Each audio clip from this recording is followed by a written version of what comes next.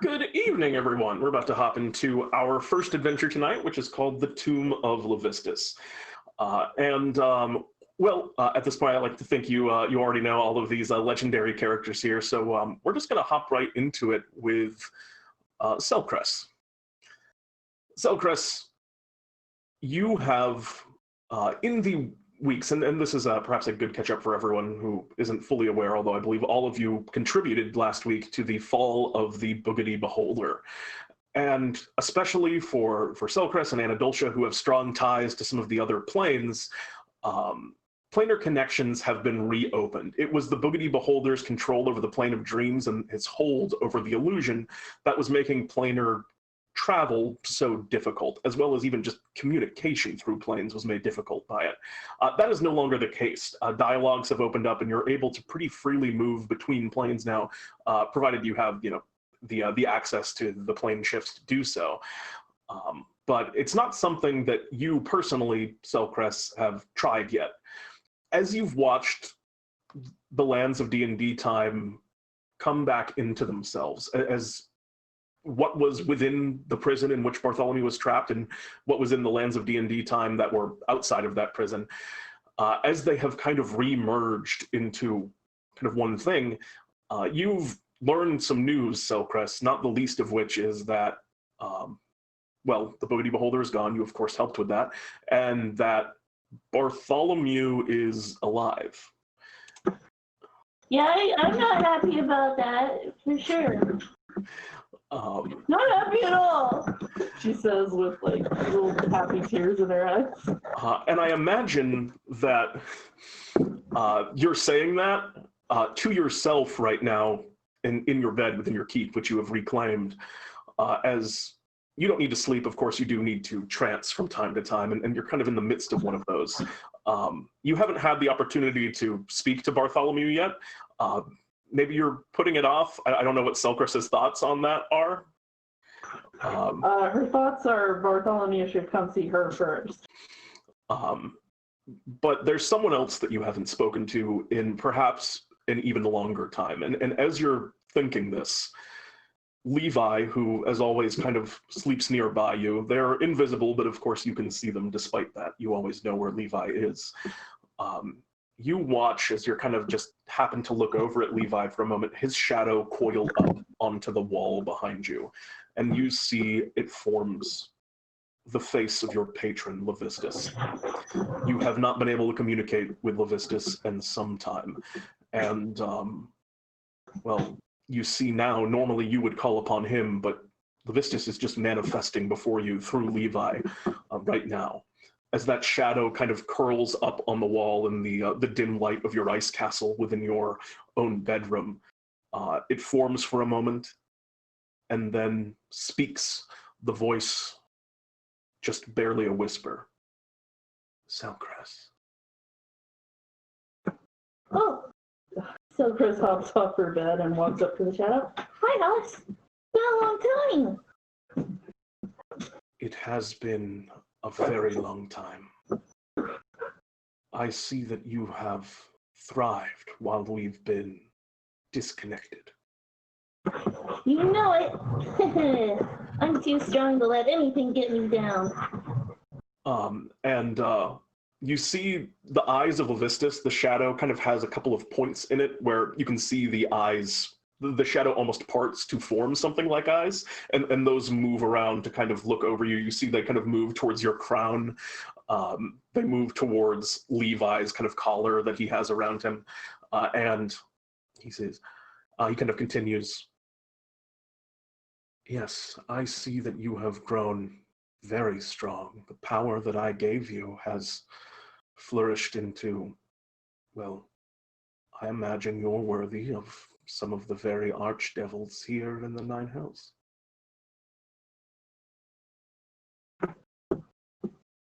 I bet you're right.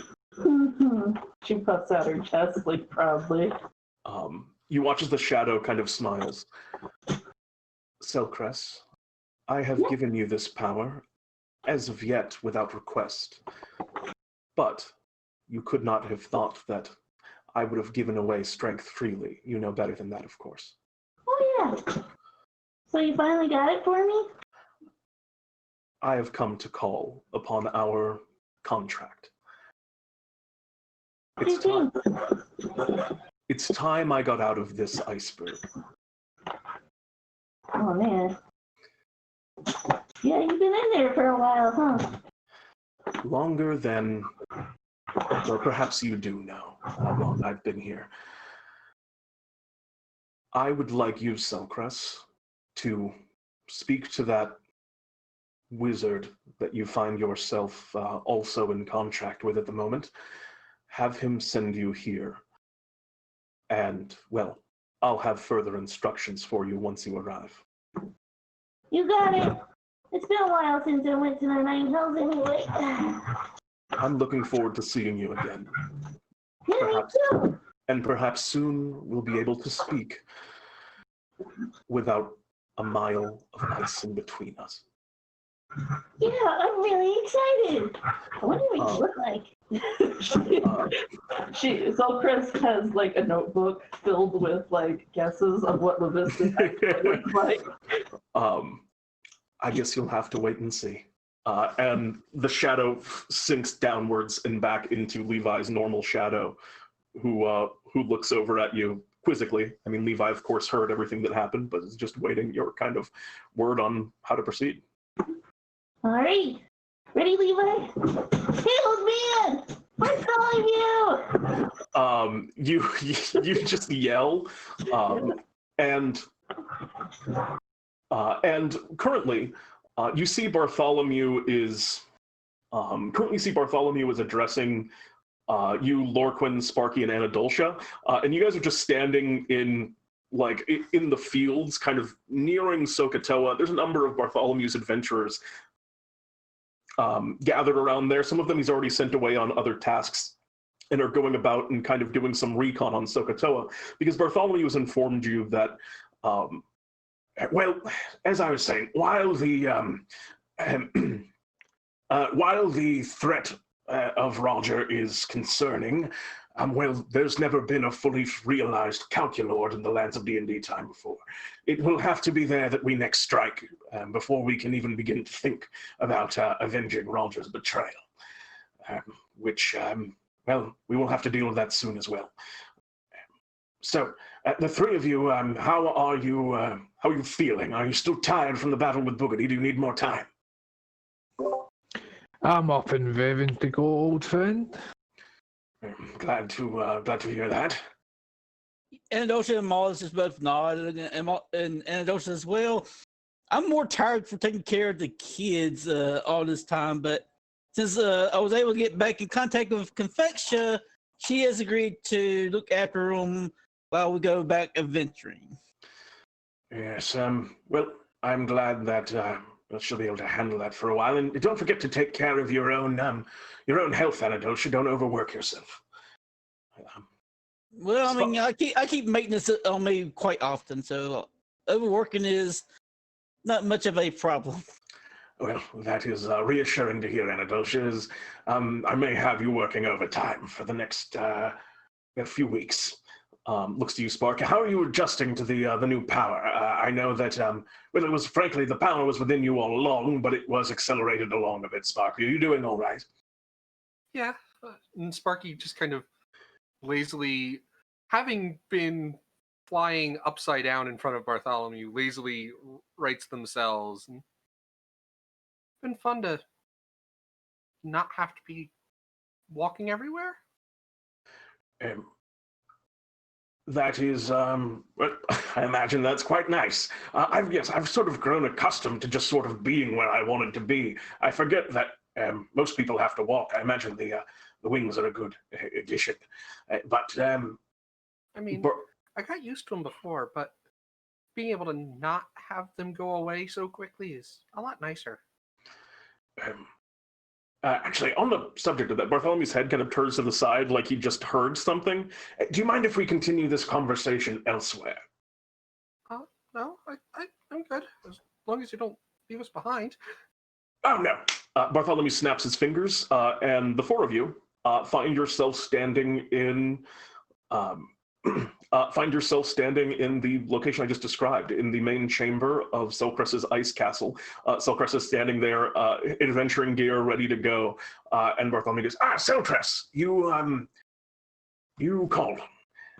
Yeah. Bartholomew First off, looks a little bit kind of like sheepish as he sees you standing there, and he kind of like looks down a little bit embarrassed. yeah, first off, where the heck have you been? You haven't said a word to me, old man.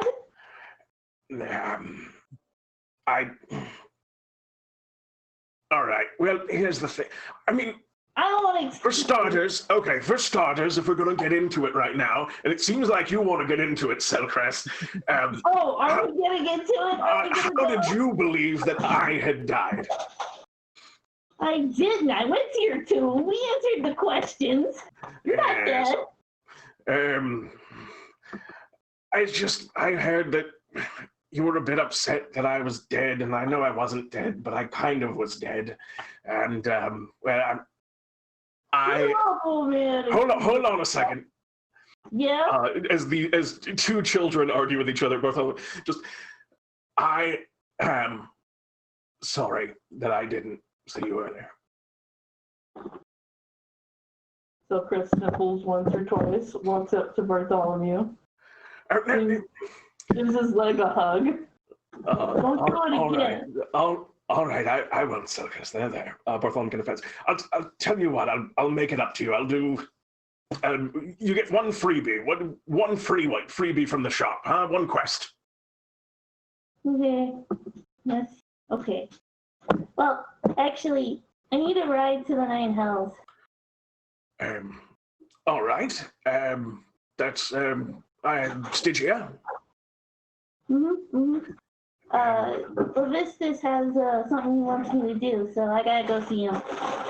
All right. I mean, right now I was about to do a whole big thing with the Calculord, but we can just drop it and do this if you want. Yeah. Hold on We a can second. handle the Calculord later. I don't really care because he aged Roger, and Roger deserves it. Can you make some snow for me? Yeah. She just snaps her fingers and her frozen domain just makes it snow gently. Thank you very much. Bartholomew watches as he begins just kind of like waving his arms around in the snow, and forming the snow into some simulacrums of Bartholomew, which goes, all right, you two, why don't you handle the whole Calculord thing? I have other business this afternoon. And both of those simulacrums just teleport away with kind of sounds. And he goes, all right, so that's taken care of. So you are calling in an adventure. The three of you, are you around? We're going to do a Calculord thing. Are you down for this instead? I'm fine with anything. Plus, I haven't really helped Selcress yet, so good opportunity to make alliances. Yes, political I alliances. guess I'll allow you to help. We need something warmer. Yeah, you probably need something warm. Selcress already has like a fuzzy fur coat on. Well, we need a fourth. I mean, I already took the afternoon off. I can just step in for the 4. If that's all right with you. Well, yeah, that's fine. If you want to come, tell me. You can come if you want. I'm not I'm going to super. be there anyway, so. I'm not super welcome in the Nine Hells. There was this whole thing. I was sort of running this con, kind of still am, where I convinced a lot of folks I was the Demon Prince. So I'm not super welcome in the Nine Hells. So I may Why be. don't you cast seeming on yourself or something? I have a spell. I'm just going to get us there. I'll pop back maybe after a little bit. But maybe just like during the transition, during the plane shift, I may be gone for a moment. So what are we doing exactly? Usually I get the details of I figure it out when we get there. Is that sort of the play? Yeah. He said he'd have more instructions for us when we get there. All right. And Bartholomew kind of looks over at you, Selcress, and just kind of kneels down a little bit and taps on his shoulder. She immediately climbs up. And Selcress, just today, you have Bartholomew a very powerful wizard, as one of your peons. You may tell Bartholomew what to do as you go through this adventure to use as you will. Oh my god. This is the best day. And as Bartholomew kind of stands up and goes, "Elegant Selcress, just this once. Just this one time. It's not, usually I don't go on the adventures, just this one time, okay?" She's smiling too wide to even hear him. All right. She's in her own world. He goes, "All right, well, off we go. Hold on a moment. I'm just going to..." Bartholomew is going to cast a spell on himself as he plane shifts. He is going to cast Greatest Invisibility on himself. And then, Fox, you're still floating, but for a brief moment, you just sort of forget who Bartholomew was and that he ever even was there, but you're still floating. So that's a little bit weird. But you do know that you're going to the Nine Hells. All of you hear a sound like snapping of fingers and then immediately forget like it happened. And then all of a sudden you're standing in a very icy looking tundra within Stygia. It is literal hell that the four of you find yourselves in. Selcress, as you arrive, you immediately see Bartholomew kind of reappear as he breaks concentration on that. And you remember, oh yeah, Bartholomew's coming with you. That was weird. There's a weird moment of dissonance that you just experienced there. And you are in the frozen tundra of Stygia. To describe the landscape that you find yourself in right now, you have been teleported fairly close to the tomb of Levistus. It is the actual object for which, Selcress, you've named one of your like key techniques that you used. You can see this massive, imposing glacier of ice, and at its core, you can just see a dark shadow within. It's too blurry, the ice is too washed over to actually see and make out the face of Levistus within this incredible just mountain of packed ice. But you know that Levistus resides within, and from here he gives commands and well, has kind of seized control over Stygia, even in this kind of iceberg. She waves. Levistus immediately responds to you telepathically. Now that you're within range, Levistus's telepathy, got it in 3, spreads all over the full of the realm of Stygia. And he speaks to you now in your mind, as he does to all of you. Very good. I am glad that the 4 of you have arrived. Today is a day that I've been hoping for some time.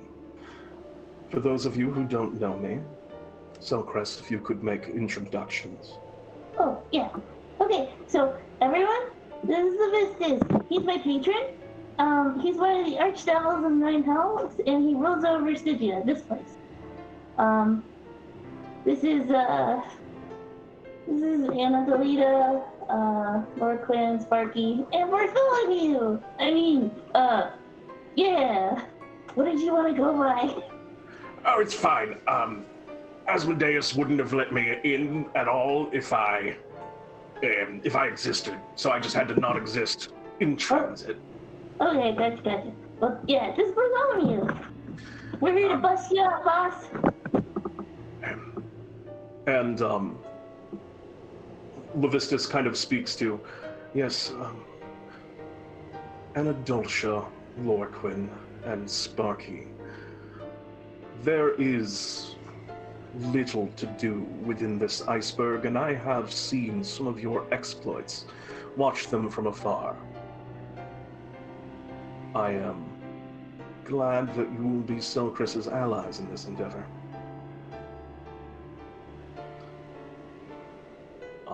This comes to all of you telepathically. Do any of you kind of say anything or respond, or you just kind of like, you just try to keep low key at the moment? Sparky Yeah. is like looking around, completely confused, and has no idea where the voice is coming from. Yeah, Anadoltia and to a lesser extent, Amadeus are just keeping low key, just listening. Lorquin will just say, I'm honored that you will have me here. Of course. A friend of Selcress's is a friend of mine. But we can exchange more niceties soon. Selcress, as you know, I brought you here for a specific purpose. I'd like you not to speak it out loud, but you know your goal. And it won't be possible unless one of my pit fiends is dealt with. He is not loyal to me. He is loyal to, well, you can imagine who. Okay, yeah. Well, traders, you gotta call the traders, I guess. Here is the catch. Mm-hmm. He acts as a warden here, while the vast majority of Stygia is loyal to me. The one who watches over me is not. If he is killed, he will be replaced immediately. He must be swayed.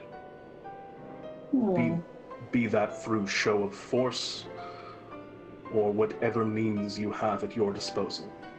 You will need his aid in, well, the final task. Gotcha. I trust that you can do this. Leave it to me. And she gives him a thumbs up. I don't even know if he could see it, but she gives him a thumbs up. You see in your mind, Selcress, you are sent telepathically the image of, it looks like Levistus's hand doing a thumbs up, and you can see like the pale hand of Levistus. He has kind of like long, pointed, like beautiful, almost blue painted fingernails as he kind of gives you a thumbs up as well. And you don't see his face, but his hand is decidedly handsome. This relationship is patron goals. And you can see, like I said, you see the towering iceberg that makes up Levistus's prison, and you can see in front of it there is an encampment. In the distance, Stygia is littered upon it is the space that you're in right now. Again, I never got around to this to describe like just what the actual plane of Stygia looks like. It is a just sprawling expanse of frozen ocean. For the most part, it is just big chunks of ocean that's just a flat plain of ice. But there are points where large glaciers have cracked and broken through, one of them, of course, being Levistus's tomb itself, the largest among the glaciers here, but in the distance you can see some of them rising up like mountains. You can see cities composed of ice, very much in the same architectural style. Bartholomew was probably influenced by it in the design of Selcress's castle that you were all just in. Those are much farther distant. What's closer to you is the encampment. These are sort of the wardens that just keep watch on Levistus's tomb and make sure that he remains imprisoned here, despite himself, as he just sort of described to you, Selcress. You can see this encampment is just in front of the tomb of Levistus.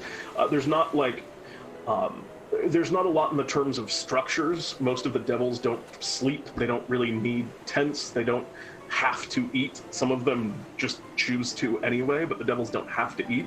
So it's, in the most part, aside from structures and places where some of the devils are sitting and have created like things out of ice just to rest on, it's a lot of devils milling about. In the shapes and size and variety of them, there are some very powerful devils amongst them.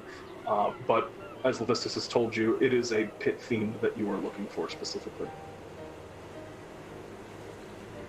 Hey, let's head over that way. That's where the watchers, the wardens are.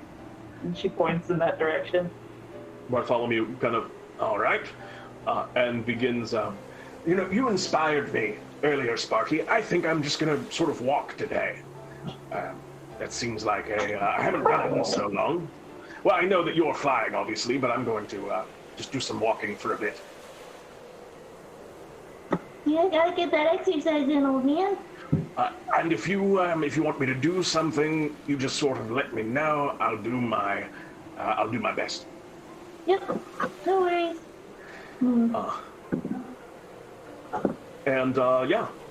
Do the four of you step up? Is there anything you want to do to prepare as you kind of make your approach on this deviled encampment? Go ahead. I know Anadoltia would do what she did like last time, just cast mage armor onto Amalis. Yeah, absolutely. Using the charm of friend protection. So Amalis smiles at you, and you watch as there just kind of gets covered over with a magical sheen protecting her. Selcress is going to give a rousing speech about friendship and how pit fiends will definitely eat you if you're not careful, so don't get eaten by a pit fiend, and blah blah blah. Just doing the inspiring leader thing. All right. Selcress gives this inspiring speech. Regardless of whether or not you're inspired, you do have temporary hit points. 19. Yeah. Man, that's a lot of temporary hit points. You all gain 19 temporary hit points from this speech. And Selcress talks about how it's very likely that you'll get eaten by a pit fiend. So, who all is that going on? Who's what? Who's all the? It says up to 6 creatures. And currently, if we include Amalis and Levi, that's a total of 7 people. So who? I guess. Which 7 are you putting the effect on? You know what? For the purposes of this, I'll say that this speech is inspiring enough that she can get everyone. Everyone can have the 19 temporary hit points. All right.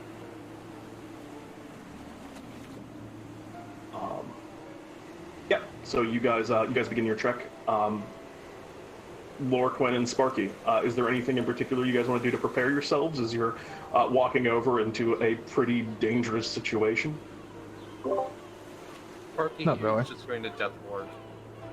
A death ward, that is perhaps wise, as you shore yourself against any unexpected damages that might arise out of nowhere.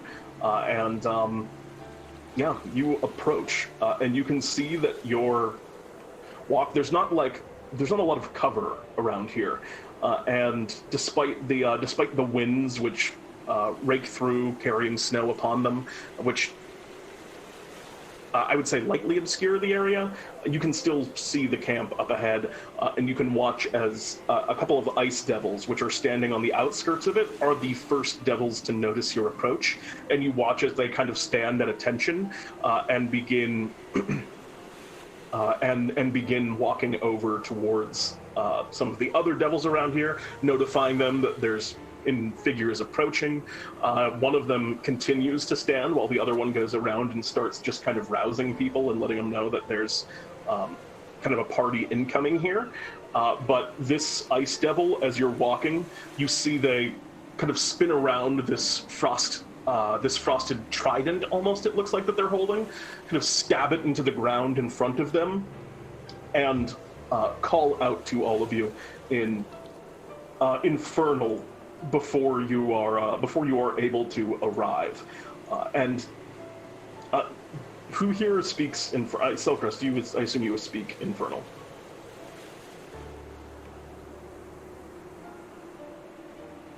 Can people hear me? Yeah, I can hear you. I can hear you. Oh, Foxy there? No. Oh. We just lost. Okay, sorry, my mic stopped working for some reason. All good. I was saying you speak Infernal, Yes, correct? of course I speak. Yeah, okay, I would be very surprised if you didn't. Does anyone else speak Infernal? No, I don't. Nope. Okay. The Ice Devil kind of speaks out. Hoo-wah, branches. Selcress? McAllister Shaw? Frozen Crown? Hi. They look over you. They look kind of down at Bartholomew underneath you, who just does like a little wave. They look over the rest of you. They recognize that no one else there is understanding the language they're speaking, and begin kind of casting outwards with telepathy towards all of you, as their almost bug-like face as they look towards all of you now. Selcress of House Ishal has spoken. What of the rest? What is your business at the tomb of Levistus? This is something that all of you now understand. Anadoltia, I mean, I guess we think back, I guess. You can choose to think back. You can speak out loud. What do you do? Yeah, I think Anadoltia, we're just thinking back, says, well, she has all the details. We're just hired hands. Do I have to introduce you all again? Introduce yourselves. You're not children. Yeah, and Anadoltia just goes, Anadoltia, Bluebeads, Pastry, my sister, Mollis. The Ice Devil. Your names are less of the import to me. The greater question was of your business. Oh. Bartholomew speaks up. And Bartholomew, a very powerful wizard. I know a man of spells. Kind of almost mumbled under his breath as he trails off on the last bit of it. The Ice Devil continues to. Well, we're here to speak to the warden. Is he in? The Ice Devil kind of like pricks up a little bit. Warden is a strange word for it. He protects over the tomb of Levistus, that it might not be harmed by outsiders. Mm-hmm. We wouldn't want Lord Levistus being harmed, would we? Such would be a great shame to us.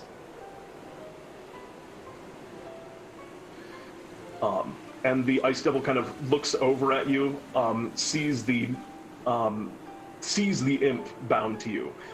They look very clearly at Levi, despite Levi being invisible. And they look back to you. And it's very clear to them, both by like just the Stygian, the Stygian ice that is built into the items that you carry, and the kind of Stygian imp that is in your service, that you are at least like someone who's affiliated with the Hells, even if they don't necessarily know the details about you.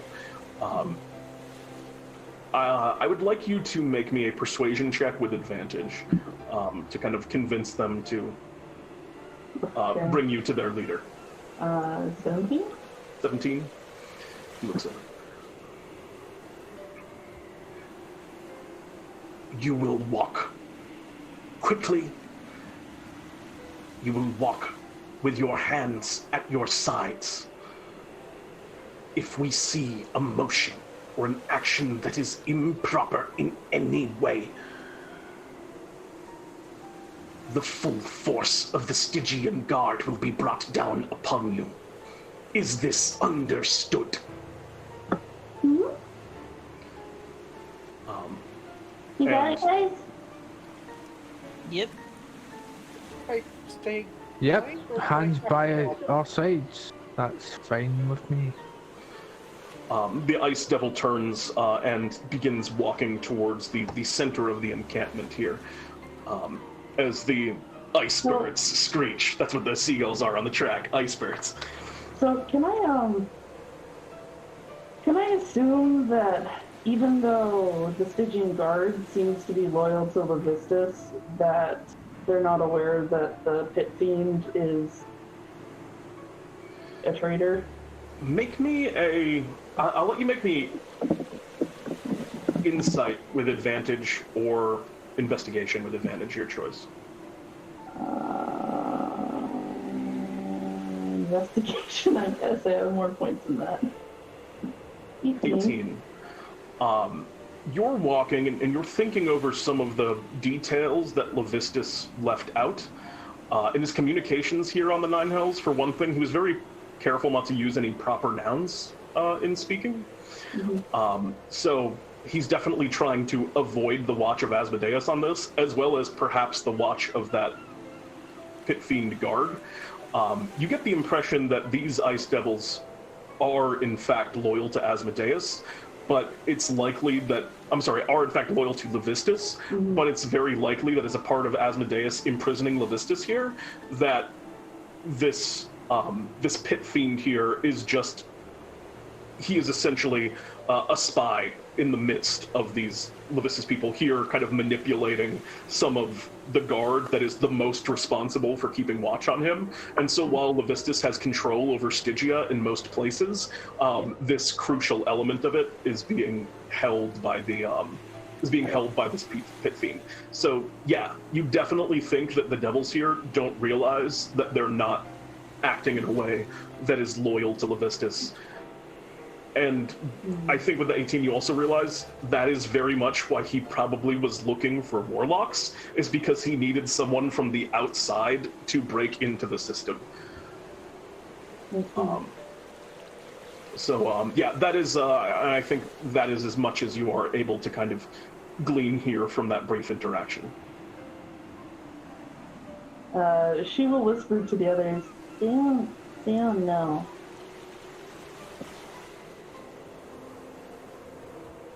She's kind of trying to be vague, but I mean, you guys get it, right? It's a good. I don't know if you guys would get it fully, because you're not necessarily. I don't know if even if out of character, I think you might. Like, I don't know if in character any of you have this kind of degree of understanding of infernal politics at all. Yeah, Anadoltia does definitely not. I'd say Anadoltia, it seems like even though you're from the Feywild and you have a better grasp of the politics of the Fey, I think you've spent enough time dealing in extraplanar affairs to at least know, like, who Amadeus and Levistus are, at least in your case, Anadoltia. Yeah, I mean, we know who they are, but how they, work is a completely different situation. Yeah. If any of you would want to make an Arcana check, you're welcome to do so, to see what you do know about the kind of situation that's going on here. Anadoltia, yeah, I think that what you know is some of it you might have been able to have gleaned, but you know that for treachery and betrayal, Levistus was long ago imprisoned in ice by Amadeus. And just intuiting it from Selcress here, you definitely learned that, like, nothing would be greater. Like, he has no greater goal than to be freed from the ice in which he's imprisoned. That much I think you do know. Yeah. So you guys are kind of having some kind of words quietly whispered to each other and discussing this as you're walking up. But you eventually arrive at the kind of center of the encampment here, and you can see currently kneeling on the ground, there is a Pit Fiend. Pit Fiends are the highest among the orders of devils. This one is, bright red in scales with these two great, almost dragon-like wings that scale out behind them, a huge tail. They're carrying a mace in one hand, sharp rows of teeth, Does he look particularly Stygian, or? And the thing about him that looks Stygian, he looks like a Pit Fiend of Amadeus, but you can see that the plate armor that they're wearing is carved with Stygian heraldry and coils out and upwards. Most Pit Fiends look in this way. It is the Ice Devils that are the most Stygian just in their appearance. But even yes, naturally. But the other devils, there are all manner of devils here, bearded, barbed, chain devils. Most of them are kind of red of skin and scales, but they are all wearing, like, clothing befitting a member of a Stygian guard. They have, like, the heraldry of Levistus and Stygia on their clothes in different places. This Pit Fiend kind of looks towards all of you and growls in common. What business would a pack of mortals have here in my camp. And Bartholomew seems like he's gonna like quibble about mortal for a second and then opts out. Yeah, Selcress does the don't do it motion.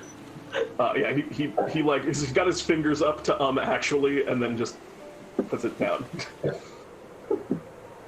That's my favorite. Yeah, the pit fiend kind of continues to look at all of you. Again, they've spoken only in common so far. I am Selcress of House Hishal, warlock and servant to his lord Levistus. And at this, the pit fiend kind of like straightens up and pulls back towards you. A warlock in service of Levistus, you say? Of course. Lord Levistus had not made me aware of any warlocks in his service. I wonder why that might be. She smiles, but it carries an undertone of menace. He very clearly recognizes the threat, and you see he's now kind of looking over and very seriously starting to size the 5 of you here up. You haven't answered my question. What is your business with me? We're here to discuss something. Shall we go somewhere private to do so? What you say in front of me, you can discuss in front of my guard. Oh, I'm not sure you want me to do that. Such is Levistus's decree. I only follow orders, you see. I see. Well, then shall we have a talk about your loyalty to my lord?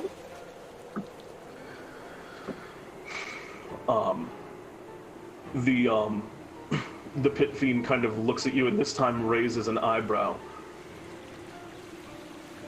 The implication is that my loyalty would be in question.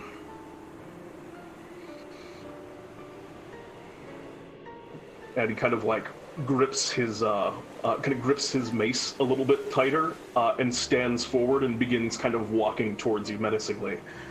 That is an insult I would not take lightly. He says lightly, not likely, even though I fucked up. Well, I do not suffer traitors lightly. You see some of the other Stygian Guard are also starting to like react as well, as they are like, you're basically calling their commander right now just a traitor flat out. Yeah. And tell me, Selcress, warlock of Levistus, you come here to accuse me of treachery. We don't, no, I came here to discuss your loyalty. You must be prepared to die in that case. I suppose. After all, I'd do anything for our Lord Levistus. Would you not? Make me a... I think this is a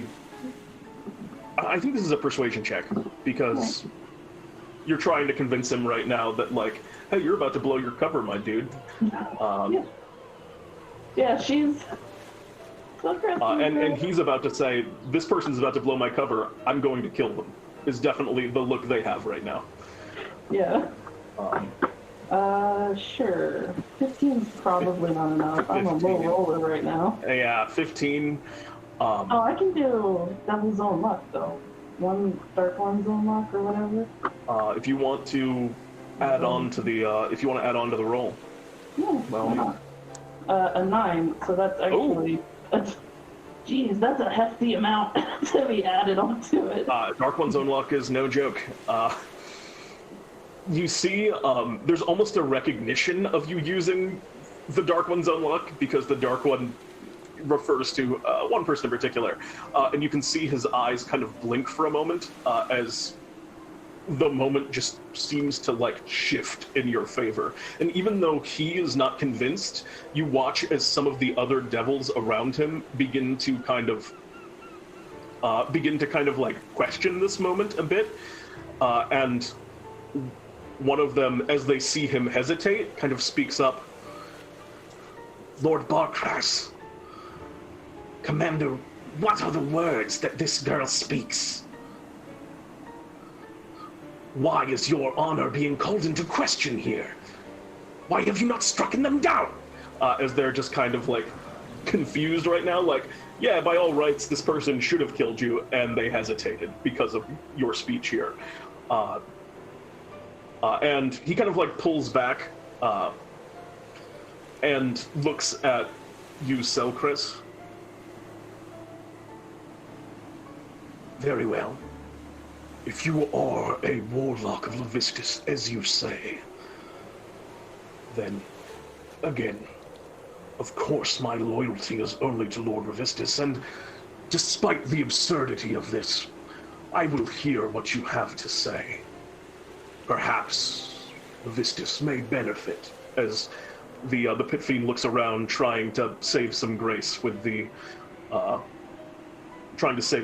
surrounding devils. So, explain yourself. Why do you ask me these questions? So, Levistus wanted us to get him to turn, right? At least to yield. Basically, he didn't want him dead, so Amadeus wouldn't just send another Pit Fiend. Gotcha. So, not get in the way of freeing him. Anything less than dead. Alright, cool. So, basically, Levistus wants this devil not to get in the way of his freedom. That is correct. Alright, and, what were we supposed to do after we'd gotten him to yield? Well, with the help of his camp, smash the ice. Oh, okay. But I can't say that out loud. You can do whatever you want.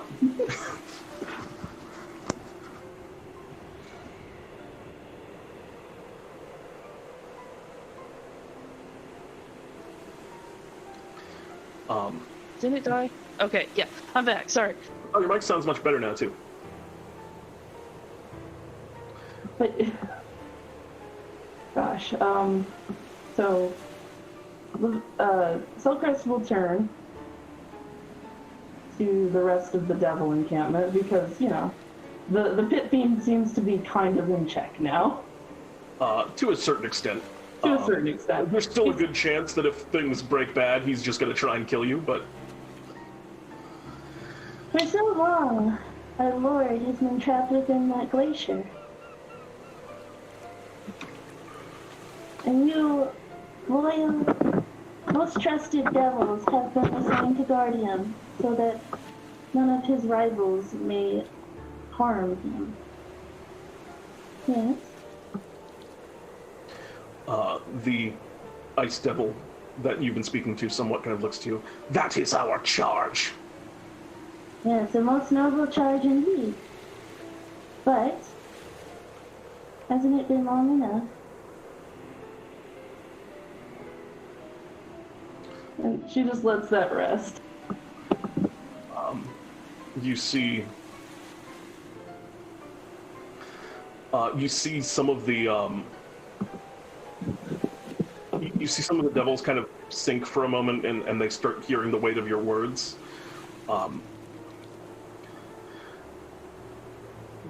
The Pit Fiend looks at you. What you ask is impossible. It is the Lord of Nine that has seen fit to imprison Levistus here. Yes, the Lord of Nine. But is he your master? Or is Levistus your master?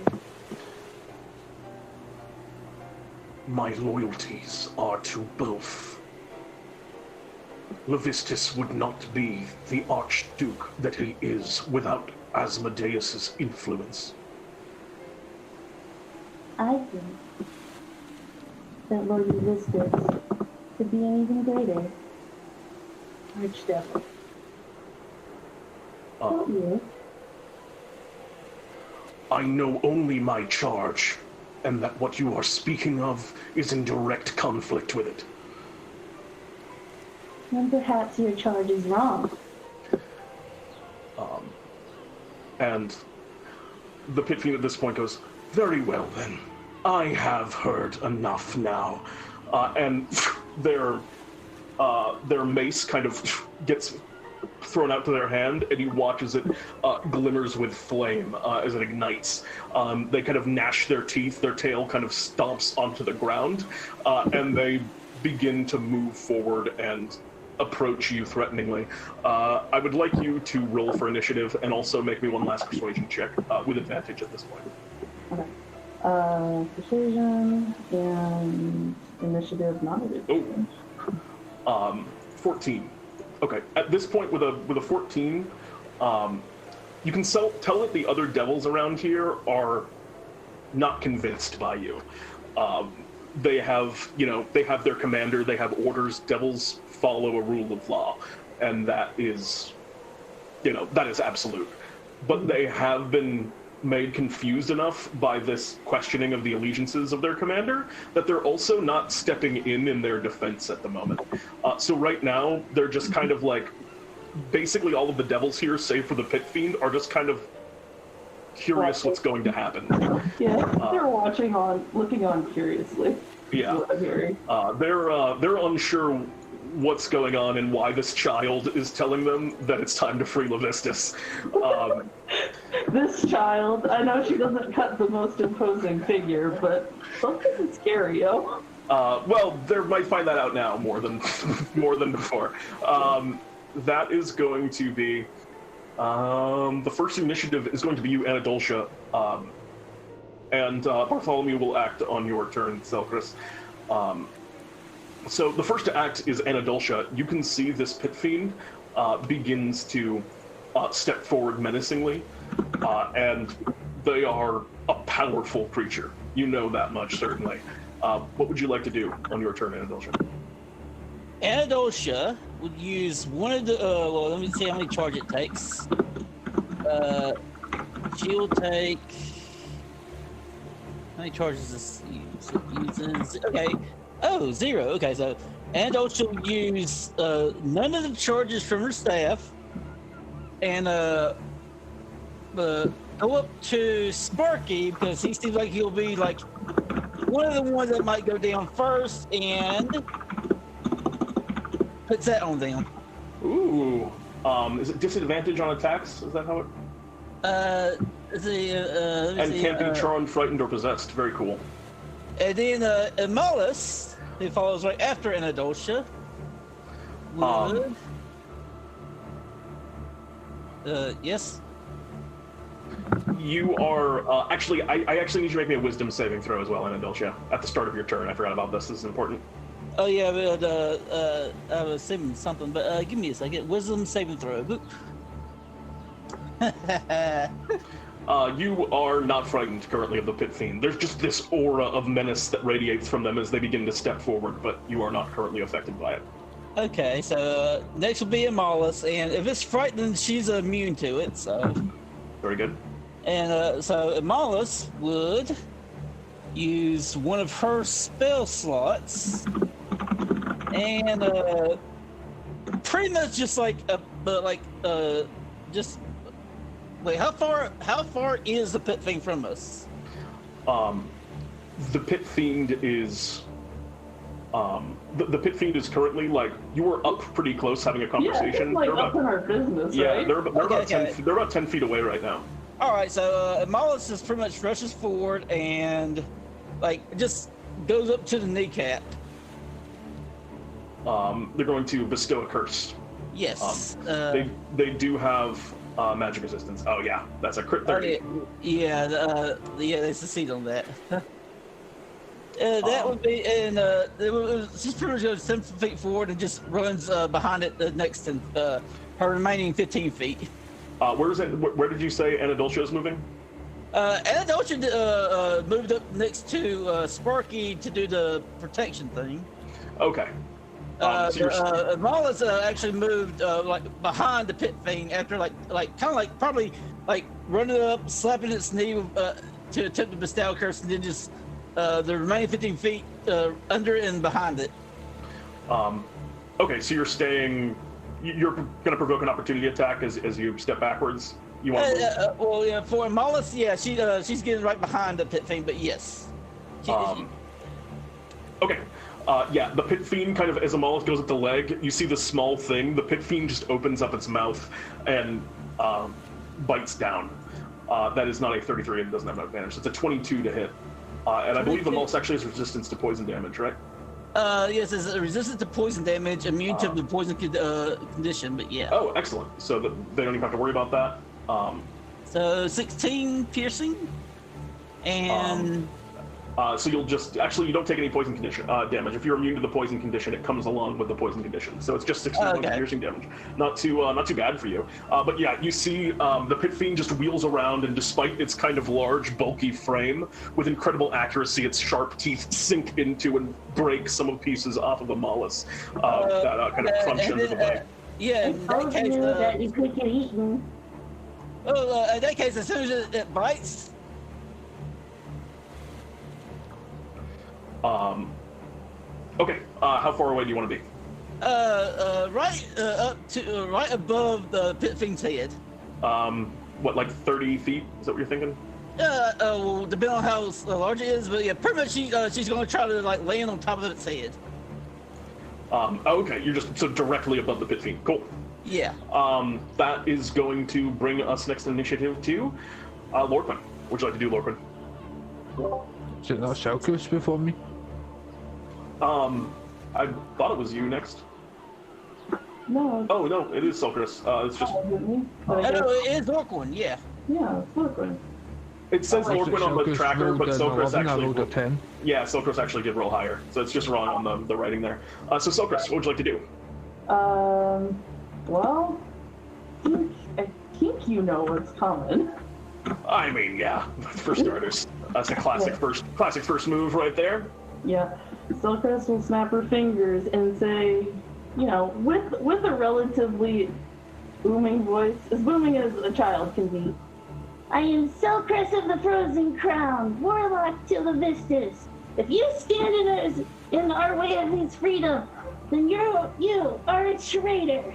And she snaps her fingers, and the ice around her gets even icier, I guess? Is that what happens? The ice around you, I imagine, like jagged shards kind of like coil and pull out of the ice as Levi enters into this bone devil form. And you can see, I would like you to make me an intimidation check with advantage. Okay. I am okay with intimidation. 21.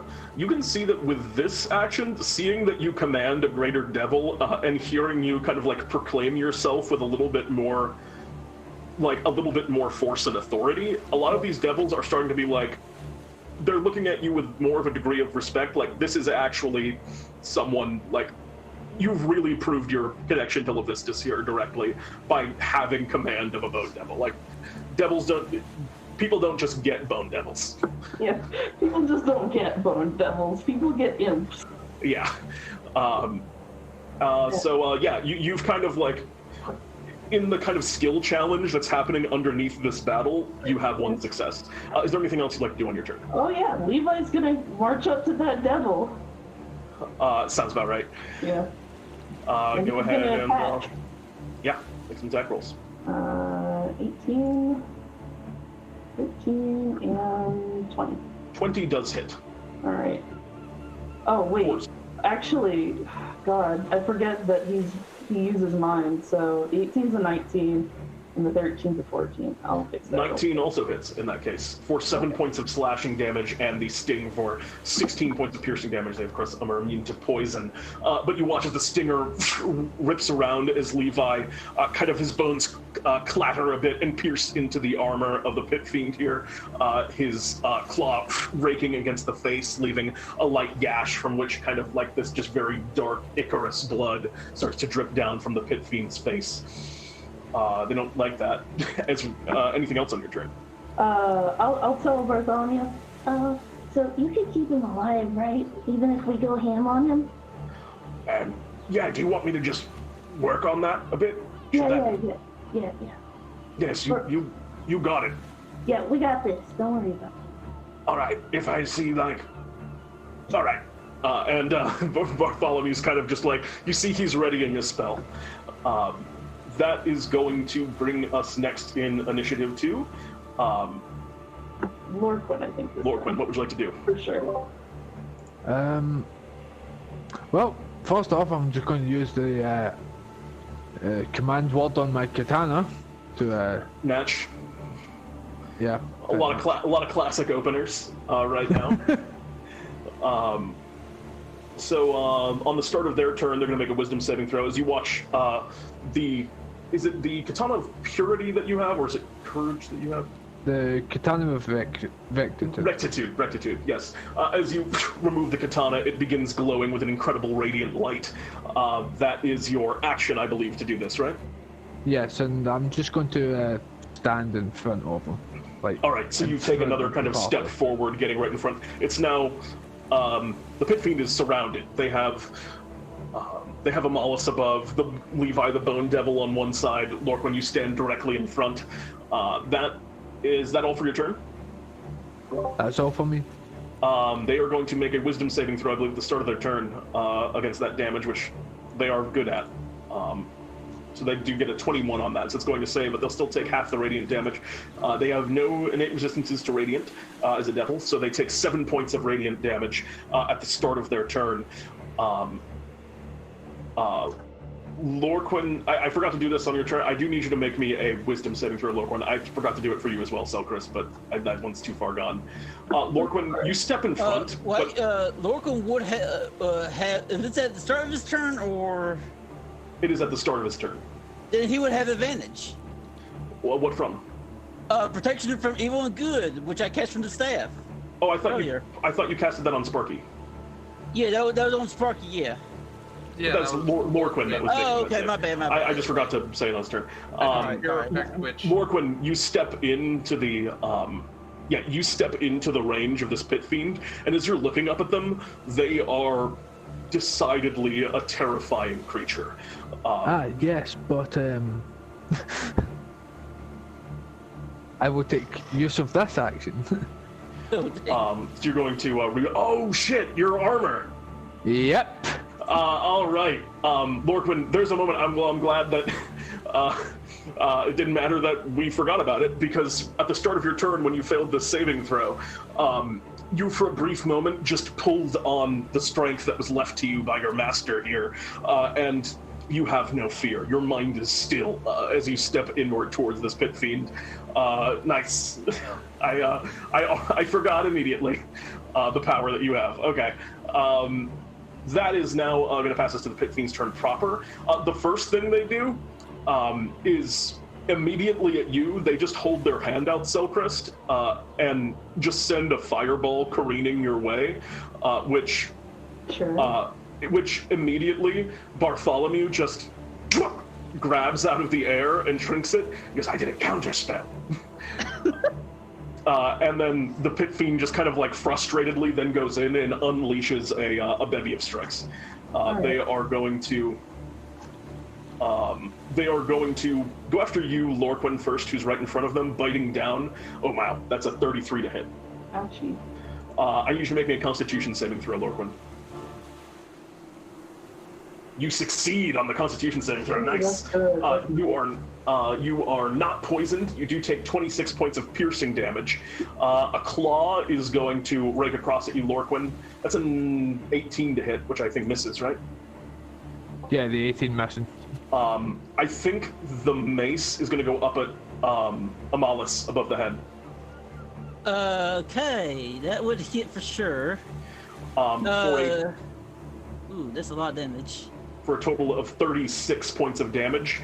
And that tail, I think, is also going to coil up around you, Lorquin. That's a, oh wow, that's a big number to hit. For 26 points of bludgeoning damage, Lorquin. That make it 33. So as they just unleash this bevy of blows, one of their claws rakes across, the mace just swings upwards and smashes into the doll, and as the tail coils around you, it like hits into the side of you and impacts, and then wraps around your waist, grappling you as well here, Lorquin, and kind of keeping you right up in their face, which I think probably works well for your purposes, in your desires anyway. But they kind of pull you in close and kind of grit their teeth. As they're doing this, they're kind of shouting at you, so I have dedicated my life to the services of Levistus. I will not be called a traitor. And they continue to lash out here as we move next in initiative to Sparky. Do you want to do Sparky? Mr. Devil, that's a nice pair of wings you have there. But you know what's better than one pair? Two.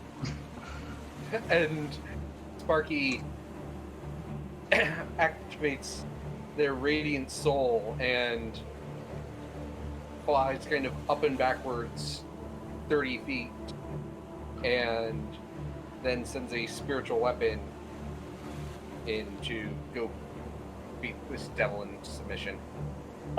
22 will hit. Roll damage on that. Ooh, wow. That's a big spiritual weapon. 29 points of radiant damage and force damage mixed here as you stab into them with a spiritual weapon, which I believe is a spiritual Nixir? Yes. Yeah. The spiritual stuffed animal appears and begins just kind of beating at this pit fiend. Selcress, I don't know if you've adventured with Sparky before, but it's probably nice to have an adventure that's closer to your own age here, because that's very rare. Yeah. You know, stuffed animals are cool, okay? They're so soft and fluffy. The radiant stuffed animal bashes the pit fiend for a good amount of damage. Nice. As we move back to the top of the initiative, which is going to be you. Which is going to be you, Anadoltia. Okay. At the top of the initiative, considering how bad Amalis is hurt, she's probably going to dimension door behind Anadoltia.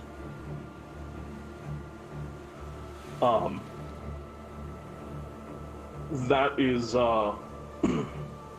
is probably a good idea. Amalis whips out in a whiff of Fey magic and appears behind you.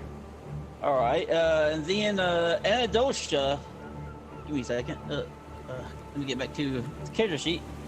Anadoltia will start kind of like. It's gonna be a bit mad and start just throwing some Fey touch splashes at the devil. All right, I'll just blast away. One. Oops. Wrong one. Sorry. Wrong thing. So you are at 3 Eldritch Blasts now, right? 32 to hit, huh? That's a pretty good to hit. It's spicy. Yeah. That's one. So that does. If you're wondering, yes, that does hit. Yes. Also, as a reminder to this, it's pushing them back. Okay. I also have that. Yeah, Fun. there we go. 30 and 25. Yeah, all of those are going to hit. I do need you to make me a wisdom saving throw at the start of your turn, by the way, Anadoltia. All right, one. Sparky was immune to that fear effect because of the protection from evil good, I believe, right? Not immune, but just had advantage. Immune to fear effects. Is the creatures of those types have disadvantage. Target cannot be charmed, frightened, or possessed by them. Yeah, it can't be charmed, frightened. So, yeah, they had immunity from the things. They didn't have to. So, yeah, do make me that wisdom saving throw. Alrighty. Because if you are frightened, these attacks are at disadvantage. Let's see, 17. And with a 17, you are frightened at this moment as you're looking at them. So, okay. So I'll say that the 32 hits because you already did that one, but I do need you to make me. So 25 is your next roll. That's at disadvantage, so do another one. Give me a moment. And then doing one more after that at disadvantage. So yeah, that still hits, and then one more at disadvantage. Yeah, the 14 misses, unfortunately. Yeah, It's 2 hit instead of 3. Yeah, still push him back. 20 feet, I believe, right? 20 feet, yep. Alright, so you've gotten some distance from them. You're frightened until the end of your next turn, so you'll no longer be frightened when it comes around to your turn again. You are... and you hit them for a total of, I believe, 16 points of damage, too, as these Fey energy flyers from your hand and strikes the Pit Fiend backwards. They are dragged backwards. Their tail, as they're pulled back, first extends, Lorquin, as they're kind of like trying to hold on to you just with the length of their tail, and then completely uncoils from around you, kind of freeing you here as they're pushed back a full 20 feet. Anything else on your turn in Anadoltia? I believe that's all I could do, yeah. Selcress. Okay, I presume you want me to make that saving throw now. That would actually no. You got pushed. You're no longer in the aura because they got pushed 20 feet back, and the range is 20 feet. Oh, wow, cool. Doggo. Okay. Then Selcress will unload on this guy. Honestly, I have some stuff planned for if he gets close, but for now, she's just gonna unload on him. Yeah, go for it. 32, 26, and 23. Wouldn't you know it? Those all hit. These are also repelling blasts, by the way. Oh my god, he's getting knocked back another 50 feet. Yeah. I'm sorry, wait, another 50 feet total, another 30 feet. Yeah. So that's 36 points of damage. Oh no, the two of you together. It's too powerful. Yeah. They are going to... all right, yeah, they get knocked back a whole bunch. Actually, before I do that, I'm gonna have Levi walk up to him and attack, and then blast him away 30 feet. That makes sense. Yeah, you can have done it that way. That's no problem. All right, 20, 28, 20, and 21. All of those hit. What's the total obviously he's immune to poison damage, but I believe Levi's weapon attacks are magical, so he takes all of that damage. 16, 31, plus the 36 for... Damn, that's, what, 67 points of damage? Yeah, That's a good little round of damage, as you just, in this incredible bevy of strikes and shots, you unload. You do a ton of damage. You no more. Yeah. Put down. As the as the devils are kind of like moving back, Bartholomew kind of whispers up at you. You might be overdoing a bit. Jake, I don't know, like, just don't kill him so fast that I don't even notice it and then I don't save him. Well, you have to see me. You're killing him really good, is what I'm saying. Is that all for, that's all for your turn, correct? Yeah, that's all for her turn. Should I do anything?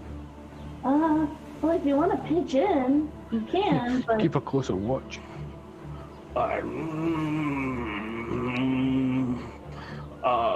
Bartholomew is going to let loose a lightning blast. As they're going to cast Chromatic Orb at 8th level. Bartholomew just goes, all right, lightning strike! Ah! And throws a Chromatic Orb forward. You see they haven't like cast a spell kind of in this more traditional way in a while, and they are a little bit almost confused by it as they send it in, but they do hit for 59 points of lightning damage as the orb crackles over the armor of the Pit Fiend, who does not seem to enjoy taking that blow, and goes, and then Bartholomew goes, how'd I do? And Selcress gives him 2 thumbs up and a happy smile. Haha! It's been so long since I've adventured. That's going to bring us next in Initiative 2. It is the Pit Fiend's turn next? Or is it? No, it's Lorquin next. Lorquin, then 15. Yeah, Lorquin and 15. So, How close am I to the pit fiend? You are actually now 50 feet away from the pit fiend because it was pushed 50 feet back. I'm 50 feet away from it. Yep. That's unfortunate. I thought he was like wrapped up in the tail. The tail had to let go when he got pushed back out of the length of the tail. Oh, why can't I just be 30 feet away from it? That just hinders my plans a I little mean, bit. if he's just ready in action, he's gonna stomp up to us anyway. I'll tell you what, I'll move 30 feet forward, and once it comes within 20 meters of me, I'm going to mess it up. Alright, so you're going to hold an action to attack when he becomes in range of you? Yep. Alright, that's going to bring us to the Pit Fiend's turn, which is going to walk up to you, and yeah, I mean, they walk right in range with you. They just walk up to you, kind of gritting their teeth. What do you want to do as they step into range? Well, as soon as they step into range, I'm pretty sure they need to make that wisdom saving throw. Oh, yeah, that's true. They do succeed on the wisdom saving throw again. They are quite good at And they those. only take 4 damage that So 4 points of radiant damage, and then you have a ready action to strike, I assume. Yep. That's the extra attack comes into that, doesn't it? Yeah, I'll allow it. Technically, no on ready attacks, but I think he's like charging into you, so I'll allow it in this instance. Oh, good. Oh, damn. Yeah, wow. Unfortunately, all of those are going to miss. As you go in and swing, the mithril katana just kind of glances off the armor of the Pit Fiend, who, after the third strike, kind of batters it aside and is going to attempt to grapple you. Lorquin, I would like you to make me an athletics check.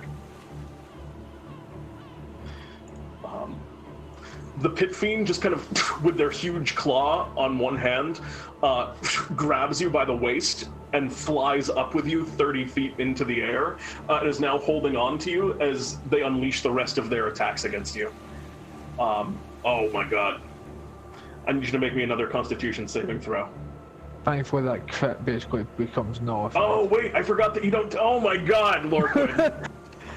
You don't take Not that it would crits. have I done still need you to much. make a Constitution saving throw, but you don't take the double damage from. Okay. You are now poisoned, unfortunately. So you're going to take 31 points of damage, and at the start of your turn, you will take another 21 points of damage. And they got 2 more attacks to make against you with their mace and with their tail. That's a lot of damage there. This Pit Fiend is no joke. The total there is 36, another 59 points of damage as they just unleash on you here, Lorquin.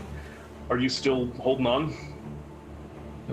I'm definitely still holding on. I'm just trying to work out how much HP I've got left. Okay.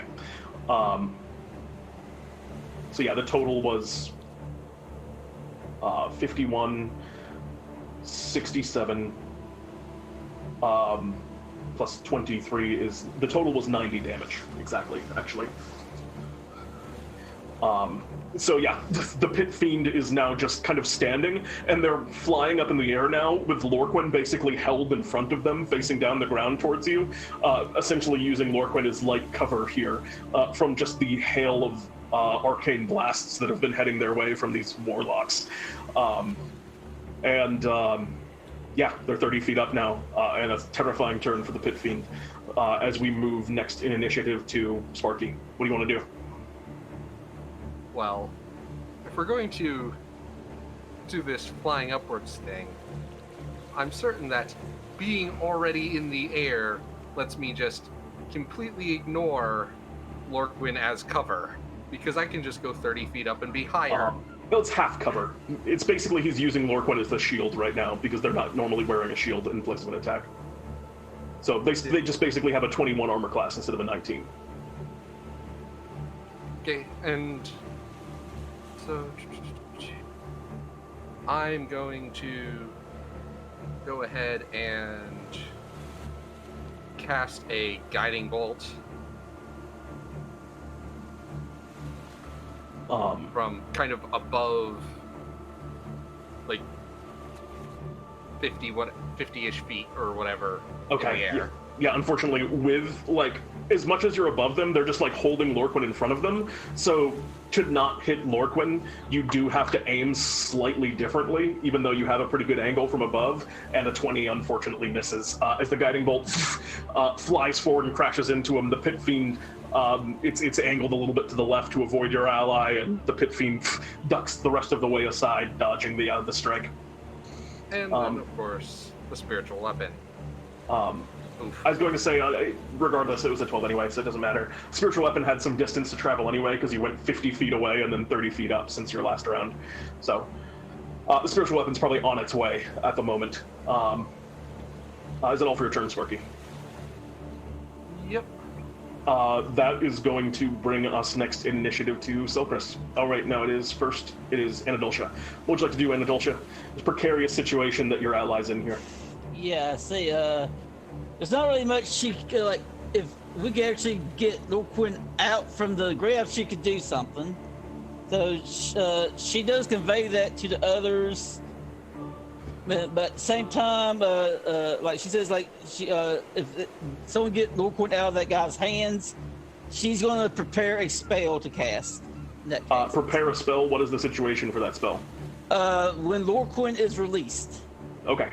That is in that case going to Amadeus. Do you have Amadeus do something? Yes, Amadeus is going to be. Well, I can't say attempt Eldritch Blast, but no, what? Yeah, she's going to attempt. She's going to just throw some Eldritch Blast at it. Yeah, fire away. If possible, I'm going to try to aim them at the like pretty much at the eyes, if possible. If you want to try and aim at the eyes of the creature, I'll let you make an attack, but it'll be at disadvantage. That's fine. And you'll have to hit both for it to have a meaningful effect. Okay, so here's the first one. Oh, crap, I always keep... Classic, yeah. What you gonna do? Okay, here we go. Yeah, unfortunately, no. That one will miss. The second one... Ooh, so close. Yeah, unfortunately, that also will miss. You fired... You said at disadvantage, so the first one would be at disadvantage. Regardless. The technicality that you're trying to use here to say that you didn't know that the first one already missed on the first roll, I'll give it to you, but not again. Okay. Alright, sorry. That's okay. That's fine. Go ahead and make me one more. Yeah, unfortunately, no. As the second one flies up, you try and aim these pinpoint strikes on their eye, but they just fly a little bit high over the head. The Pit Fiend looks down at you, just kind of acknowledging what you were going for, and nice try. Is there anything else on your turn? That would be you have a ready in action. Yeah, okay. Selcress, what would you like to do? Question. Out of curiosity, if I banished, is it Lorquin that's stuck in the Fiend's grasp? Yes. If I banished Lorquin and then resummoned him, would that break the grapple? Yeah, absolutely. If Lorquin is willing. Yeah. If Lorquin is a willing creature on this one, then that would absolutely break the grapple. Would you like to be free, Lorquin? I'd like to be free, yes. I don't know if I would like to be banished. I need a yes. I need a yes here. Yeah, sure, go for it. What's the worst that can happen? Selcress, you begin casting the spell, and Bartholomew kind of looks up at you on his shoulders, glances back towards you. No PvP in DnDTime! I'm breaking it out! And he watches Lorquin, just for a moment, you're nowhere. You're just in a void as you feel this kind of like magical weight come over you, and then you're back, and the Pit Fiend in front of you is just kind of like grasping at air and looking around a little bit confused as Selcress uses their action to kind of free you from this grapple here. Anadoltia, you had a ready to action for when Lorquin was freed. Arcanum of a real mom. Arcane timeout pin. I'm using What is this? What are you talking about? How is Force this? Cage. Okay, you're I'm force using the caging. cage option. You're force caging this Pit Fiend. Yes. That's not a great situation for the Pit Fiend. They don't particularly enjoy that. There's no save against this. They're just in a force cage now, yeah? Yeah, they're in a force cage. If they want to get out, they have to make a successful saving throw. A charisma saving throw, I should say. And that's to teleport out, right? Yeah, teleport or extra interplanar travel out. All right, yeah. So this pit fiend rests in this force cage, and yeah, they don't like that. As we move. Oh, you never acted with Levi. Do you want to have Levi do some attacks? Yeah, before the force cage goes up, Levi will fly up, do a little do. Do those hit? 32, 25, and 30. Yeah, they do hit, actually. Wouldn't you believe it? Wouldn't you know it? And then he'll fly away a little bit. So for 20 points of damage, and then a 33 points of damage, as the pit fiend is kind of like more of this Icarus black blood is kind of pouring out from all these different places, and you see they're now just kind of like thrashing wildly, and their mace is just like striking ineffectually against the walls of force that now bind them. As they're getting very frustrated, obviously, in here. Yeah. That is. Yep. And Selcress will dust your hands off. Well, if he can't get out of there, he's good. We're good, right? Lorquin, I'm gonna give you two options here. You can either stay, you reappear and there's a force cage there. You can either grab onto the force cage and kind of hang in the air with the pit fiend, which is dangerous, or you can just appear on the ground harmlessly. I'll let you pick which one you want to do. If I choose to hang on to the force cage, can I still attack the pit fiend? That's what I'm saying. I would allow you to make attacks against the pit fiend. The pit fiend would also be able to make more attacks against you. Yeah, I wouldn't go in there. So what I'm saying is it's gonna be close either way. You are gonna take 21 poison damage at the start of your turn from the poison effect. So keep that in mind as well. Let me know what you want to do. Which of those two options would you prefer? To get out of harm's way, or to stay in? I mean, the pit fiend looks low. You might be able to finish him off. It's going to be close either way. Also, is action surge a bonus action? Action surge is not a bonus action. It's just you just do it. Okay, that's it. Yeah, I'm going to stay next to the pit fiend then. Okay, you managed to hold on. At the start of your turn, as it passes to you, you take 21 points of poison damage. What's Lorquin at this point?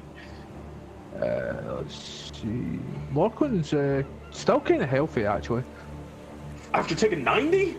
Oh, wow. He's not under... Well, he's under half, definitely, but he's not looking too bad. Right. Fair enough. Looking scary dude. You're holding off to onto the cage. You have one hand on your weapon as you're like barely able to swing here, but you are within range of the pit fiend. What do you want to do? Oh, straight off, I'm going to attack with my action.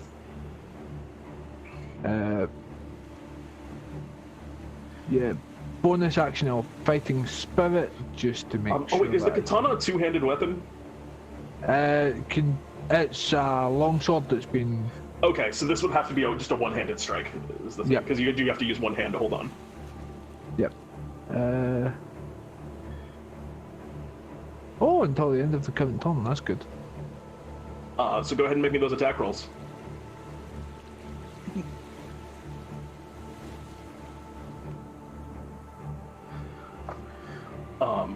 Then I will action swords just to get the other 3 attacks. Naturally. Everything but the 17 hits. Please tell me the total damage, which I assume is immense.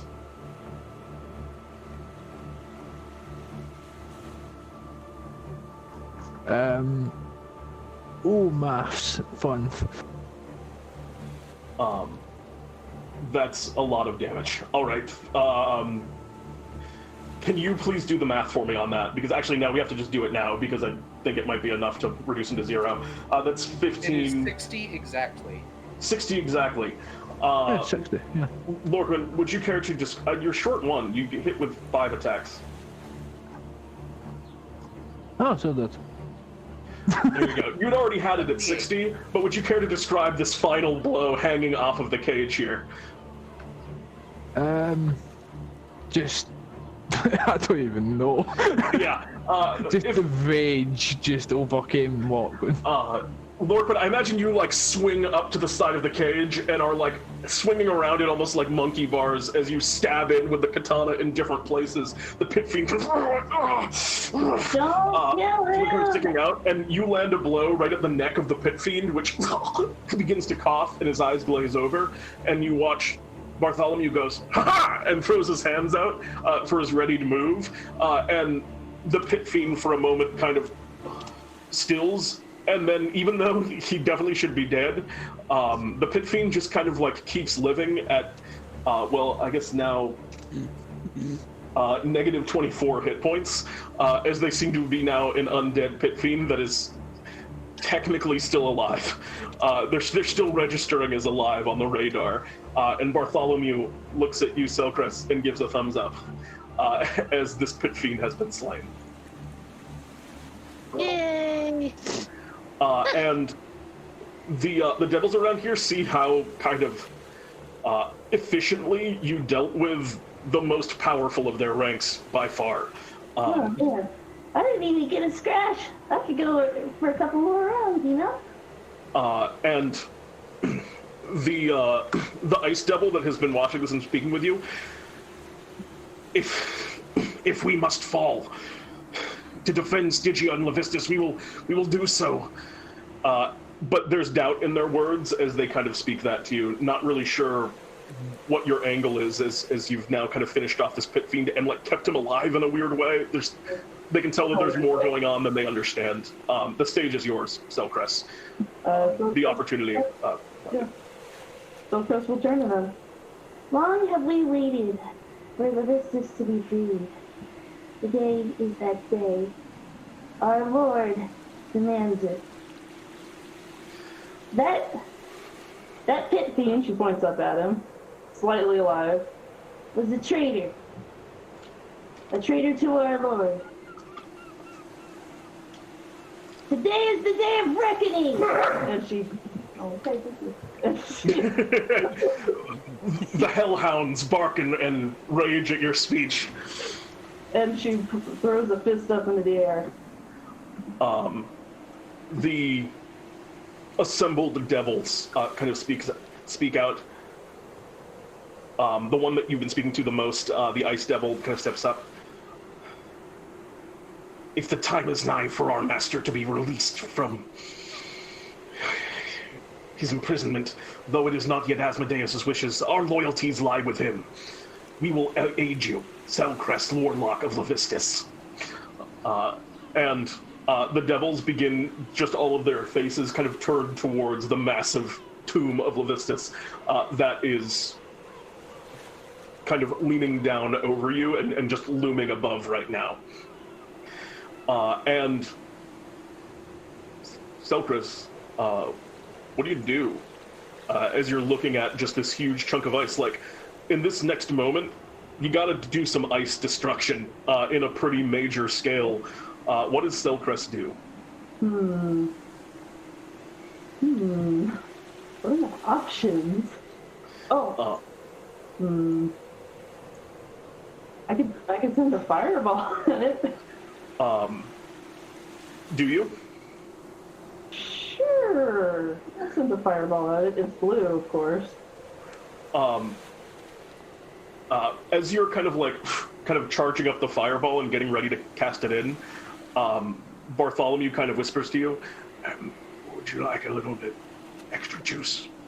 Yeah. Juice me up. And Bartholomew just kind of taps on the bottom of your hand that you're channeling the fireball into, and you see it kind of like swell within your hand, and what you begin to feel is a power that's like coming from outside of you. It's not the fireball that you're going to be throwing, you're just like directing something. It's a powerful magic you can tell that you're channeling, but it's a spell you've never cast before. Alright, I'll send it straight at that glacier. And as your blue flame mingles with some of Bartholomew's magic, it flies towards the glacier, and as it strikes into it, you begin to see from above, breaking through like the misty clouded skies, massive meteors just kind of swathed in this great blue flame begin crashing down as you realize that you just casted Meteor Swarm. As We're gonna get that one later. as you deal, go ahead and roll me 40d6, because that is the total of damage here. 131 damage happens with this strike. Also tack on your fireball damage of an extra, however many levels you cast it on, of d6, as it's enswathed in your blue flame as well. That is... So the total there is 168. And as this happens, you watch as the assembled devils all begin kind of like rushing forth alongside of you and sending their own spell effects and abilities up towards this crystal, this great kind of prison of ice. And as they crash into it, these first meteors just cutting huge swaths of ice that begin to break through it. You watch as the glacier itself begins to curve outwards and like reform and change its shape, and almost forms the face of this huge icy dragon as the tomb of Levistus begins to defend itself. The ice regenerating and kind of coiling back in different places where it's breaking away. We have entered into a skill challenge as you are in the process of currently of just destroying the tomb of Levistus. Selcress, you get one free double crit success from that first one, but from now on we're back into initiative, and you need a bunch of successes before, you kind of go too many rounds of consecutive failure, as in running out of gas.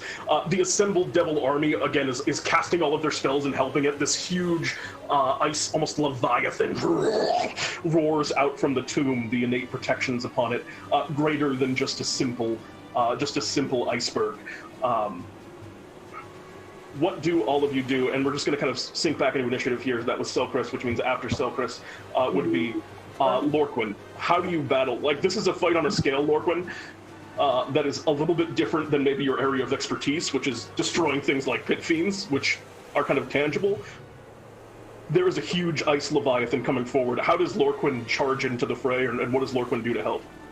Lorquin turns around to Bartholomew and just goes, 2 questions. 1, can you fully heal me? 2, can you send me over there? I can do one of those things at a time. Which one's more important right now? The healing more importantly. Bartholomew snaps his fingers, and you watch as in your hand appears a potion of superior healing. He goes, I don't usually give these things out, but that's what one's on the shop for today, since I'm an adventurer today. And you see in your hand now, Lorquin, a potion of superior healing, which is Bartholomew's best. That's Bartholomew's best heal spell. Great. I'll definitely be drinking that straight away. And that is going to be, I believe it is, Bartholomew's potion of superior healing is...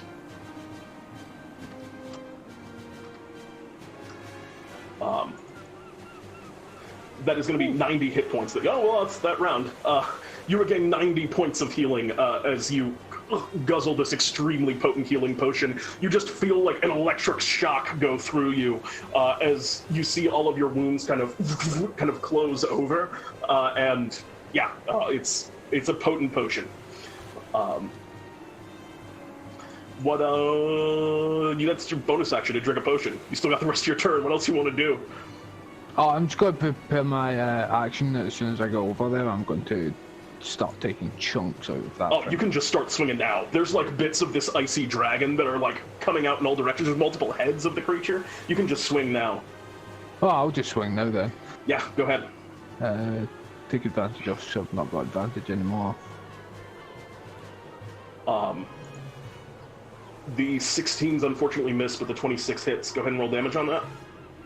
Okay.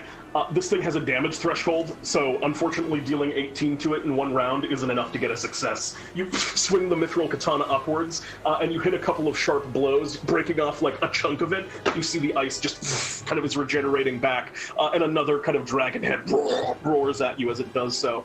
The Devil Army continues forward as we move next to Sparky. You want to do Sparky? Well, seems like everyone's casting Fireball, so why not join? A fireball yourself. Yes, a Fireball myself.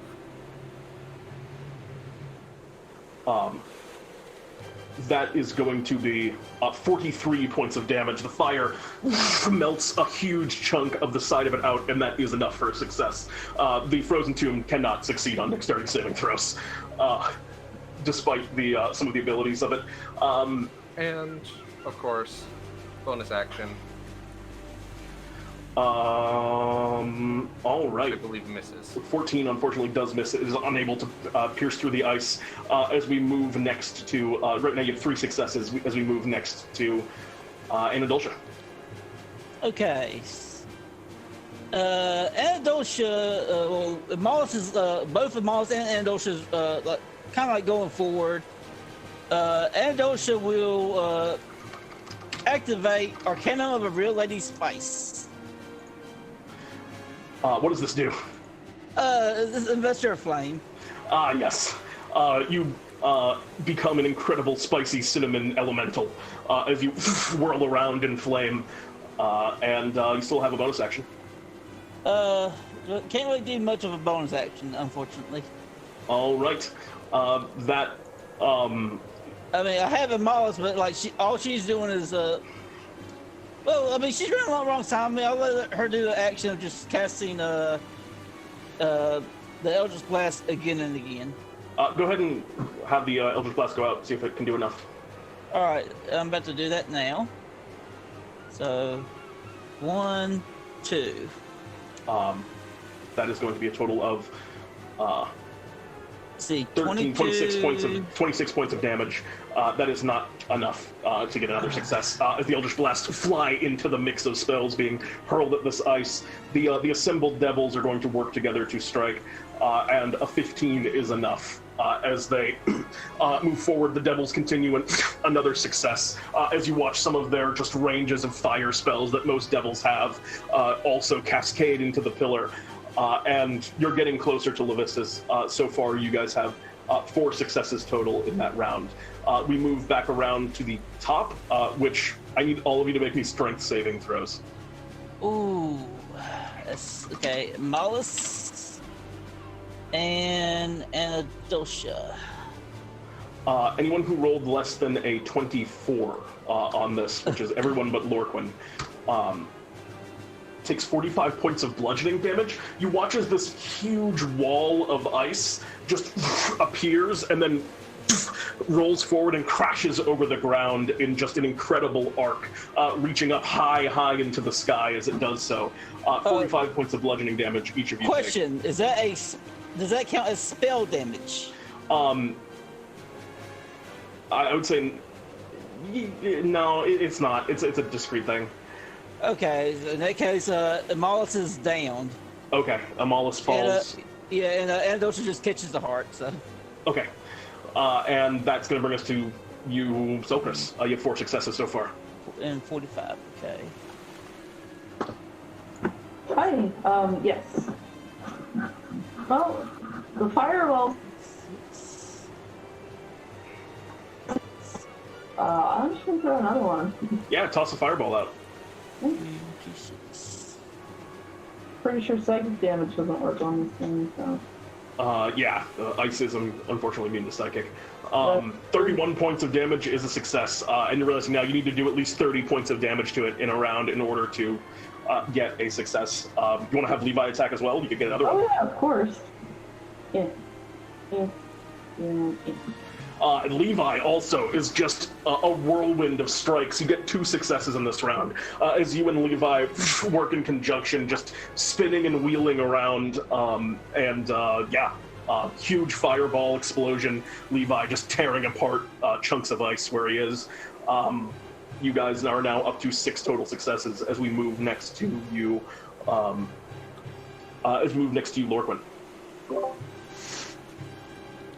Lorquin's just going to shout charge and start attacking. I believe there's a wisdom saving throw effect, which I will have it make. It does actually get to save against wisdom.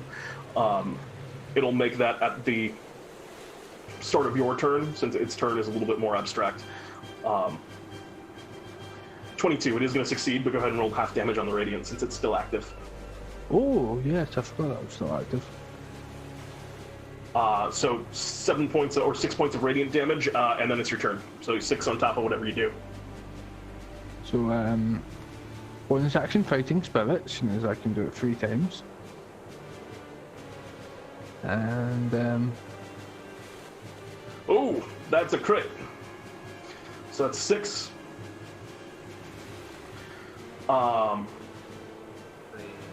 29, 45, and you have 1 more damage roll that hasn't popped up yet. the last damage roll was an 18. Oh, it doesn't show up for me. That's weird. Okay, yeah, well, if it's an 18, that puts you above 60, which is 2 successes. Lorquin, you just precise strikes. Now that you've kind of learned how tough the ice actually is, you cut into it, causing huge fissures to crack and break as you continue to chip away, and you're getting closer and closer to the inside. With 2 more successes, you were at 6, or I believe you're at 7, which puts you to 9 successes. So that's going to bring us to Sparky, and you guys are putting out damage at a very quick rate right now. Sparky, what do you want to do? I'm going to Sacred Flame it. All right. It automatically fails dexterity saving throws, so it takes 28. And then Spiritual Weapon? Yep. Will hit, and that'll put you over the top for another success, as you're at 9 now. The Spiritual Weapon, the Sacred Flame, makes kind of like a weakened point in the ice, which the Spiritual Weapon stabs into, shattering it further. You're getting closer to Levistus. You're at 10 successes right now, as we move next to Anadoltia. Okay, so Anadoltia raises, question. We're going, since this creature is around us, would it count as being 5 feet from me? Yeah, sure. All right, then it takes 1d10 fire damage at the end of its turn. We'll count it now. Roll that 1d10 now, just all right, for the sake of things. Give me a second. This is a kind of a more abstract type of battle. All right, so that, and then for Anadoltia, she's using the Staff of the Mega and casting Fireball just like everyone else. Oh yeah, another Fireball. Can't hurt. Roll damage on that. Yeah, give me a moment to roll it. Where is Fire? Here is Fireball.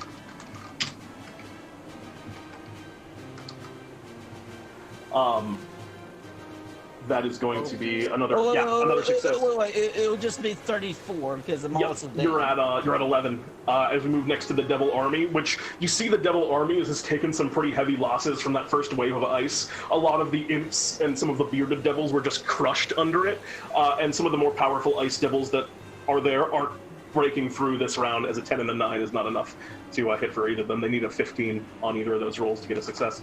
As you move back around to you, Selcress, it's getting really close. The tomb is near being shattered through. What do you want to do?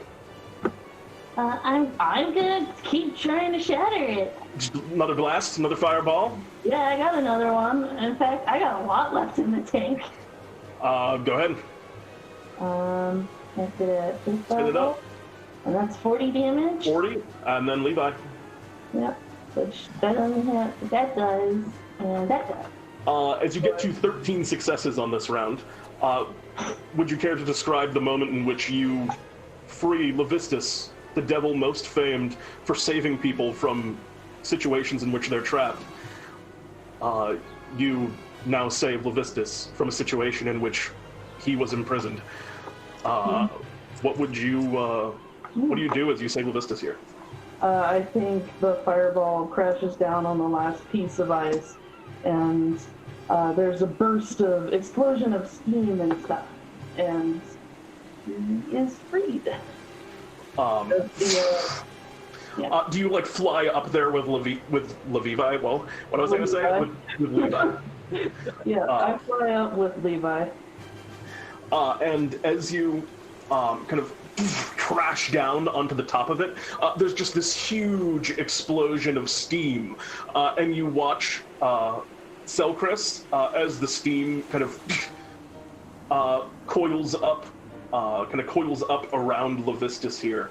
The sounds of the frozen ocean and things kind of fade away as you're standing now on the top of the pillar, and you can see the silhouette of Levistus like hiding behind this steam for a moment as it comes into full view, and you see as the smoke clears, an unbelievably handsome devil stands before you, kind of just long black hair that kind of coils down, two short horns, skin just a very light pale blue, as they kind of look down at you. They're wearing a suit that it looked like it might be the same tailor that Levi got his lawyer's attire at, but it's just more of a Yeah. it's I mean, all devils use this thing. it's just a very beautiful, noble attire. You think Ideal probably shops there too. Okay. And yeah, this Levistus looks to you, and Selcress will lift up her arms to him in a motion that says she wants a hug. She wants attention for her job well done. Before he gives you a hug, Levistus just kind of does a graceful bow forward, puts his hand out towards you. It is an honor, Selcress, to finally meet you face to face. You have done more for me than anyone has ever done for me, and our debt is closed. And as he looks at you, kind of just putting your arms out for a hug, he goes in and just very gracefully kind of leans forward and pulls you into a hug. Selcress will hug him back. I'm sure this is a weird sight for the devils. The devils are just kind of like, as they're seeing Levistus, that ice devil is kind of standing like not too far from this point and is watching like kind of confused. The ice devil, I think, actually at this point speaks up. My lord, this is someone that is actually important to... and Levistus kind of turns, looks toward the ice devil. This is my savior, and soon to be your master. You see, Selcress, our contract finds itself now at an end. You have done that which I most wanted you to do, but I was going to propose, if you're interested, and I would, of course, expect Levi to peruse it. And he's writing now. He's already in the process right now of writing on a scroll in this incredibly beautiful and elegant font, what looks to be another fairly elaborate contract. Levi has already reappeared in lawyer attire. Which, well, I will allow you to peruse it at your own leisure. And as he kind of completes what is probably like 4,000 or 5,000 words of text in a matter of moments, as his hand is just a blur over this contract, he hands it to Levi, who almost equally quickly reads and reviews it and conveys to you,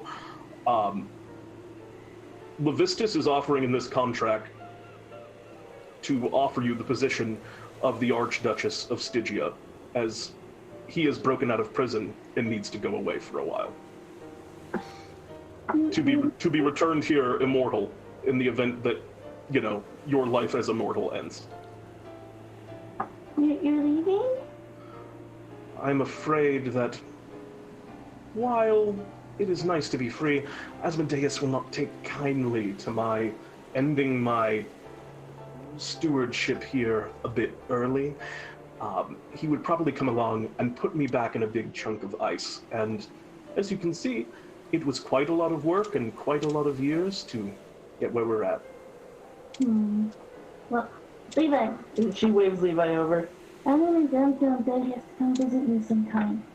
And, Levi, that won't do.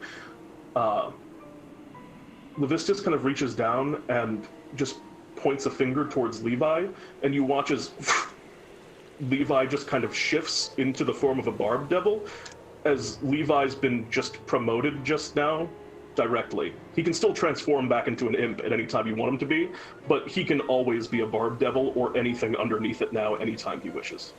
Oh, that's... As Levi has been genuinely promoted. Levistus, you have done me well. The only thing I've wished for a very long time, Selcress, and again, I am in your debt.